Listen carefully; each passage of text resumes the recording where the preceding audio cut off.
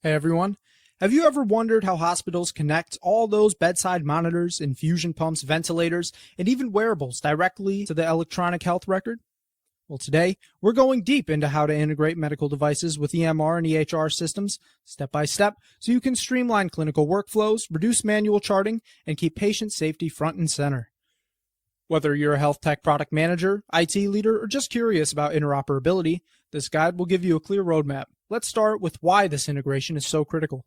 When device data flows automatically into the EHR, clinicians spend less time typing vitals and more time with patients. It reduces transcription errors, improves the accuracy of clinical documentation, and enables real-time decision support like early warning scores or alerts for deteriorating patients. But this isn't just plug and play. It has to be safe, standards-based, and resilient. Before connecting anything, you need to understand the standards that make interoperability possible. Most medical devices follow IEEE 11073, a global standard that defines how devices describe measurements like heart rate or blood pressure, including units in measurement context.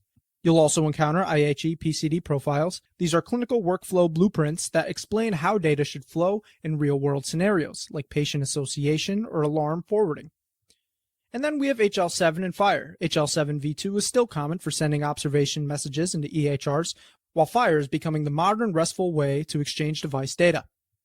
If you're working with home health devices or wearables, Continua or PhD profiles are critical. They help ensure that consumer-grade devices send usable, standardized data.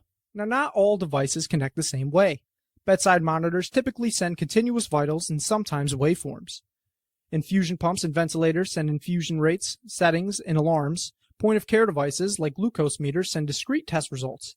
And then you have wearables, remote patient monitoring devices, and even smart beds, each with different connection methods, from serial ports and TCP/IP all the way to Bluetooth and cloud APIs.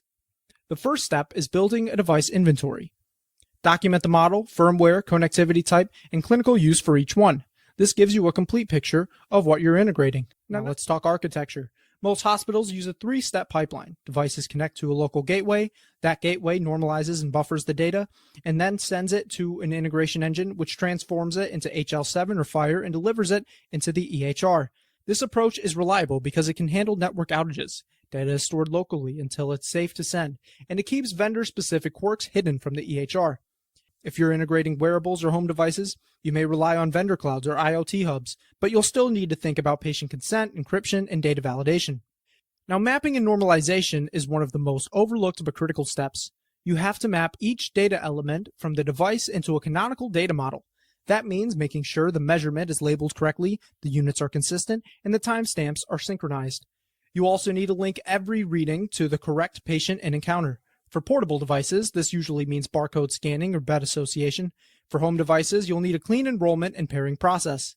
Finally, always keep provenance. Record which device produced the data, what firmware version it was running, and who confirmed it if it required manual validation. Because we're dealing with real patients, safety and cybersecurity are not optional. Make sure alarms aren't suppressed when you integrate devices. The EHRs for documentation. Alarms should still reach clinicians in real time through their normal pathways. Secure every connection with encryption, isolate device networks with VLANs, and implement monitoring so you know when a device goes offline or starts sending bad data. You'll also need to handle HIPAA compliance, get BAA signed if third-party vendors are involved, and run a proper risk assessment before go live. When you test, don't just check if the data shows up in the EHR. Simulate real-world scenarios, patient transfers, device disconnects, alarm floods, and edge cases like invalid values.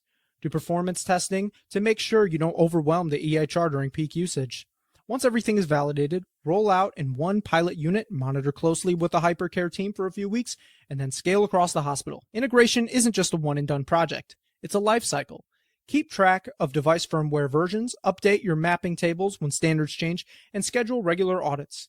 Meet quarterly with IT, clinical engineering, and nursing to review incidents and improvements. This governance process ensures that integration continues to add value safely over time. So there you have it, a complete roadmap for integrating medical devices with EMR and EHR systems. If you found this helpful, hit that like button, subscribe to our channel, and share this video with your colleagues. And if you're looking for a technology partner to help you design or implement device integration, visit osplabs.com. We help healthcare organizations build custom, standards-based solutions that work in the real world. Thanks for watching. I'll see you in the next video.